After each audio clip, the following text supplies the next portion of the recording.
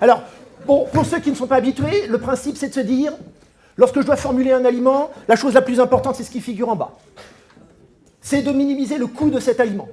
Pour minimiser ce coût de cet aliment, il y a deux choses qui doivent être prises en compte. D'une part, satisfaire des contraintes. Ces contraintes qui sont dans la partie jaune, c'est des contraintes qui concernent les caractéristiques des besoins animaux, mais aussi un certain nombre de caractéristiques technologiques en usine liées à l'incorporation de certaines matières premières. Et pour réaliser donc les besoins de l'animal, c'est-à-dire obtenir des pourcentages de matières premières dans les aliments qui sont en rouge, je dispose d'une matrice qu'on appelle technique, avec en colonne les matières premières et en ligne les nutriments qui correspondent aux différents besoins. Et j'ai une matrice de prix. Et l'objectif, finalement, c'est de combiner, c'est d'avoir un processus algorithmique de calcul qui fasse que les proportions de chacune des matières premières multipliées par leur prix soient minimales. D'accord ? Donc c'est un principe de formulation linéaire pratiqué par tous les fabricants d'aliments du bétail pour obtenir des prix qui satisfont les besoins des animaux à coût minimal. Donc qu'est-ce qu'on avait montré en 2014 ?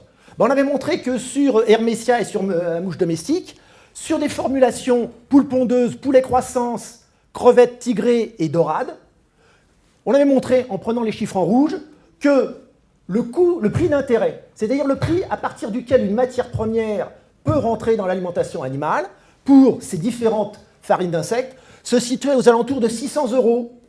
D'accord ? 600 € pour ces deux farines d'insectes, et qu'à ces 600 €, leur taux d'incorporation était relativement modeste, entre 1% et 6% de la ration totale, mais pouvait induire néanmoins aux taux d'incorporation les plus intéressants qui sont en vert et qui correspondent à l'idée que la farine d'insectes était à 350 €, c'est-à-dire le prix du soja à l'époque, on pouvait à ce moment-là avoir des réductions de prix relativement importantes. Mais vous voyez que ça partait de l'hypothèse, petit 1, qu'on était au prix, soit on était au prix d'intérêt, c'est-à-dire à 660 € et on n'avait aucune idée du prix de ces farines d'insectes, et que éventuellement ça devenait des pourcentages relativement significatifs dans toutes les espèces animales, dès lors qu'on atteignait le prix du soja. D'accord ? Donc, une certaine limitation de ces matières premières liées à leur coût, qui fait que, on va le voir, il est difficile de les incorporer en formulation aujourd'hui à des taux significatifs. Donc, pourquoi de nouvelles simulations en 2017 ? Parce que, précédemment, on n'avait pas fait de simulation avec Tenebrio Molitor, et on a aujourd'hui un certain nombre de données qui nous permettent de réévaluer dans la matrice de formulation les valeurs alimentaires et les valeurs nutritionnelles de Tenebrio Molitor. Vous avez vu ce matin les données présentées par Michel Le Cire et Christine Burel au travers de Michel, qui vous ont montré qu'il y a de nouvelles données de digestibilité, ça c'est très important, digestibilité d'énergie, digestibilité des acides aminés, parce que ces deux nutriments sont très souvent ceux qui coûtent cher dans une formulation d'aliments. Donc on a de nouvelles données, on peut préciser ces éléments-là. C'est peut-être ma façon de parler, tout simplement. Et par ailleurs, on a des modifications entre les prix 2014-2017, et je dois ces données, oui, donc c'est bien ma façon de parler, on est bien d'accord, qui sont donc les sources d'informations donc, fournies par Patricia au sein du Céréopa, qui montrent qu'entre 2014 et 2017, les matières premières ont évolué. Ici, c'est les pourcentages d'augmentation. Vous voyez que, par exemple, du blé ou du maïs ont fortement augmenté, que les sources protéiques ont varié de façon très différente entre du corn gluten fine ou des farines de viande, que tous les acides aminés qui rentrent généralement dans la formulation ont assez fortement baissé, et que les huiles végétales ont plutôt augmenté, alors que les huiles de poisson, au sens le plus large du terme, ont plutôt, elles, diminué. Donc, finalement, comment intégrer des éléments nouveaux de science au travers de la digestibilité de ces différentes matières premières à base d'insectes dans l'alimentation, tout en intégrant simultanément ces variations de prix. Donc, j'ai fait deux simulations. Une simulation, donc, on va dire une simulation sud-est asiatique, au sens où formuler un aliment pour crevettes tigrées, c'est celle qu'on consomme quasiment tous aujourd'hui. Donc, à partir des besoins, malheureusement, j'espère qu'il n'y a pas d'INRA dans la salle, autre que Michel Le Cire, c'est des recommandations NRC américaines, les plus récentes, donc j'ai pris ces recommandations-là. Et qu'est-ce que l'on peut montrer? Donc je dispose d'une matrice de matières premières, et donc, n'ayant pas de prix de farine d'insectes, je suis parti d'un prix initial qui est là-bas à gauche, le prix théorique de 2 000 €. On aurait pu mettre 2 000, 3 000, peu importe. Un prix très élevé, qui me montre qu'à ce prix-là, évidemment, les farines d'insectes de Tenebrio Molitor ne rentrent pas dans la formulation. On va voir pourquoi, mais globalement, c'est un prix beaucoup trop élevé pour que la minimisation du coût de l'aliment soit optimale. Et c'est une ration qui contient du soja, de la farine de viande et de la farine de poisson. Vous voyez que dès lors que la farine d'insectes va atteindre ce que l'on appelle son prix d'intérêt, en gros ici 1590 €, qui est en gros le coût de la farine de poisson actuelle, pour faire très simple, dès lors que la farine d'insecte de Tenebrio Molitor atteint le prix de la farine de viande, elle va pouvoir rentrer à des pourcentages significatifs de l'ordre d'une dizaine de pourcents dans l'alimentation, essentiellement au détriment de la farine de poisson, et que si, cette fois-ci, j'oblige cette farine d'insecte à être au prix du soja actuel, 200, 300 euros, eh bien à ce moment-là, la farine d'insecte peut rentrer dans les taux d'incorporation de 25%. D'accord ? Alors pourquoi est-ce que cette farine d'insecte de Tenebrio à 2000 euros n'intègre pas la formule, et pourquoi, au fur et à mesure de la baisse de son prix, cette incorporation s'accroît? Eh bien, essentiellement, c'est qu'on fait une analyse marginale du coût de la formulation. Eh bien, j'ai représenté ici, alors ce qui est en noir, c'est les différents pourcentages d'incorporation des 4 principales matières premières qui rentrent dans la formulation. Vous voyez que en rouge, c'est le prix à 2000 euros, donc le prix théorique.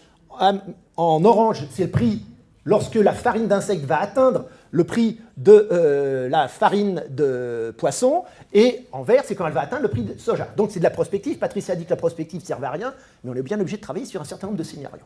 Vous voyez que la farine d'insecte, en rouge, quand elle est à 2000 euros, elle me coûte trop cher pour apporter de l'énergie. Le ratio que vous avez à gauche, c'est le ratio de coût en euros par kilocalorie d'énergie apportée. Et ce que le logiciel va faire, c'est qu'il va essayer de minimiser, pour un même apport d'énergie, il va essayer de minimiser le coût de chacune des matières premières. Donc en l'occurrence ici, vous voyez qu'en rouge, chaque fois que ma farine d'insecte m'apporte 1 kilocalorie, elle me coûte en gros, enfin une unité de kilocalorie, elle me coûte quasiment 100 centimes d'euros. Alors que, à ce prix-là, le soja ne me coûte que 20, la farine de viande me coûte en gros 60, et la farine de poisson me coûte en gros de l'ordre de 80. Donc dit autrement, même si ces farines d'insectes sont très concentrées, à 2000 euros en énergie, et très digestibles, à 2000 euros, le coût marginal de cette farine d'insectes est beaucoup trop élevé. Par contre, quand je vais la positionner à 1590, évidemment ce ratio va baisser, et vous la voyez incorporée à 10%, parce qu'elle va venir progressivement se substituer à la farine de poisson, qui elle apparaît finalement trop chère. Alors elle a d'autres caractéristiques nutritionnelles, mais elle apparaît trop chère par rapport à la farine d'insectes. Et ainsi de suite. Donc si je reprends mon schéma précédent, oui, alors excuse-moi, je vais continuer de la même façon, on y reviendra à la fin. Je prends le même schéma, mais cette fois-ci ramené à l'azote. On a tous dit que ces farines d'insectes sont très riches en protéines. C'est exactement le même schéma. Même si elles sont riches en protéines, ces farines d'insectes ont un coût par point de protéines trop élevé pour entrer dans la formulation. Donc en rouge, elle ne rentre pas. À 2000 euros, elle ne rentre pas. À 1590, même chose, elle rentre en compétition avec la farine de viande. Et lorsque je vais baisser son prix avec le soja, elle rentre en compétition totalement avec le soja, puisque vous voyez que ce soja diminue. Il était incorporé vers 18% quand la farine d'insecte est au prix de la farine de poisson. Le soja disparaît dans la solution dès lors que la farine d'insecte rentre, entre guillemets, à un prix qui est celui du tourteau de soja. Donc elle rentre bien en compétition. Même chose, on peut multiplier l'analyse sur toutes les contraintes saturantes. L'énergie, c'est la première, les matières azotées, c'est la seconde. Ici, en l'occurrence, sur ces formules crevettes, c'est la tréonine, qui est un acide aminé qui peut être limitant, et le raisonnement est strictement identique. Donc finalement, sur ces fabrications d'aliments poissons, les farines d'insectes peuvent y rentrer. De l'ordre de 10%, dès lors que ces farines d'insectes vont avoir un prix qui est compétitif de celui de la farine de viande, et pourraient y rentrer jusqu'à 25% dès lors que ces farines d'insectes vont atteindre le prix du tourteau de soja. À vous de voir comment on peut faire atteindre ce tourteau de soja. J'ai donc réalisé une simulation à peu près identique, donc je vais aller relativement rapidement pour laisser la place éventuellement à quelques questions, sur de la dorade, donc qui est un poisson qui a un peu moins d'exigence que la crevette, avec le même type de raisonnement.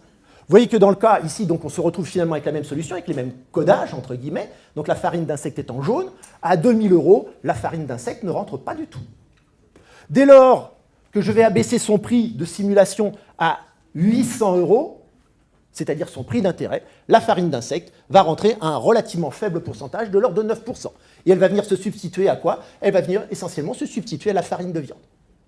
Si je lui impose d'être au prix de la farine de viande, c'est-à-dire aux alentours de 700 euros, vous voyez qu'évidemment la farine de viande va diminuer, la farine d'insecte, elle va pouvoir monter jusqu'à 20%. Et si j'impose dans la simulation que ma farine d'insecte est au prix du tourteau de soja comme précédemment, la farine d'insecte peut rentrer jusqu'à 30%, le tourteau de soja disparaissant quasiment totalement. Et l'analyse montre exactement de la même façon, dans le cas du bar, que finalement, à 2000 euros, cette farine d'insecte est trop coûteuse en termes d'énergie par rapport aux autres matières disponibles. Dès lors que je vais descendre à 800 €, qui est en gros le prix de la farine de viande, non, son prix d'intérêt, pardon, donc le premier pourcentage d'incorporation, on va en atteindre 8%, elle va se substituer à la farine de viande, et dès lors que ma farine d'insecte va atteindre 700 €, qui est le prix de la farine de viande, elle va être incorporée à 20%, donc encore plus fortement, et se substituer encore plus fortement à la farine de viande. Donc, et si je pousse le raisonnement jusqu'au bout, si ma farine d'insecte vaut 294 €, le prix du tourteau de soja, le tourteau de soja disparaît quasiment totalement de la formulation, et la farine d'insecte peut être incorporée à 30%. Je finis. Bon, je vous passe sur les détails. Conclusion de tout ça. Je vous ai repris ici, finalement, l'ensemble de ces simulations. Donc, dans le cas du bar ou dans le cas de la crevette, vous avez en bleu le prix théorique maximal à 2000 €. À côté, vous avez son pourcentage d'incorporation, évidemment 0. Variation par rapport au prix de base de l'aliment, 0.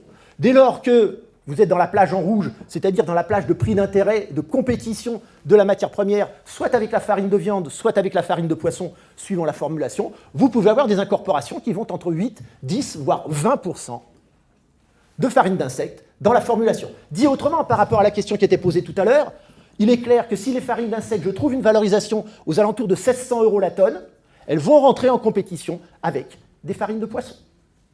Par contre, si je veux les faire rentrer dans des formulations bar, il faudra qu'elles atteignent 800, 700 €. Et dans le cas le plus hypothétique où ces farines d'insectes, vous seriez capable, vous producteurs, de les produire à 300 € la tonne,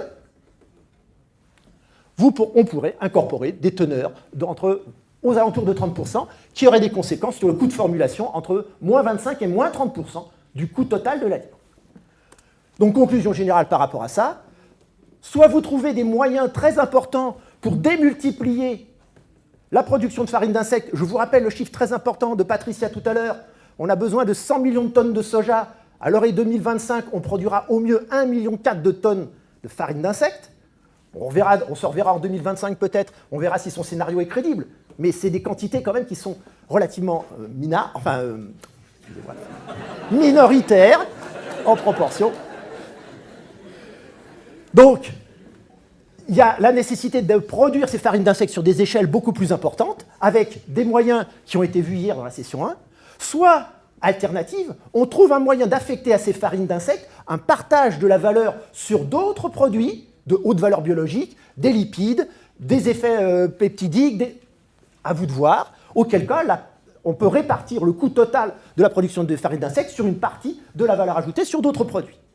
Et puis, troisième élément, au-delà de ça, si on réalise ces deux éléments-là, je pense qu'aujourd'hui, personne n'a de vue réaliste, mais je pense que Patricia serait capable de nous répondre à ces éléments-là, n'a de vue réaliste sur ce que deviendrait le marché des matières premières mondiales dès lors que nous disposerions de quantités de farine d'insectes suffisamment importantes pour rentrer en compétition avec ces autres-là. Parce que toutes les simulations qui sont faites ici supposent que les prix qui sont là sont toutes choses égales par ailleurs. Dès lors que vous allez avoir des matières premières qui vont être moins chères, comme des farines d'insectes, il n'est pas impossible que les autres prix baissent aussi. Donc, qu'est-ce qui va se faire comme disponibilité à la fin? Je pense qu'on a besoin de scénarios qui nous permettent d'évaluer ces éléments-là. Voilà, je vous remercie, mais vous m'excusez pour la rapidité d'exposé.